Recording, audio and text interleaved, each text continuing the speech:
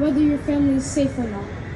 Like, I have friends in Tigray, family in Tigray, and it really hurts because I don't know if they're safe. And, sorry. It's okay.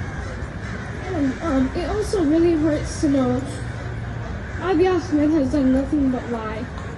It's always about peace and peace talks and messages, but nothing has ever happened. Thank you. I pray for the people of Tigray, and I pray for their safety, and one day, not one day, peace will be restored, and the people of Tigray can walk the streets safely, not worrying about if they'll make it to live another day, or if they won't starve, or if they even have food at home. I pray for the kids that medicine will arrive and they'll be safe again. They won't be sick or they won't die.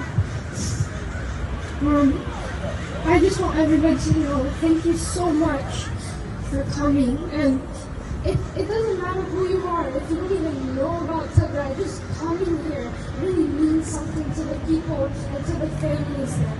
It really does. And I really want you people to share this message or share videos or even just text your best friend or even text family members and be like, hey, there's a genocide, do what you can to save the people.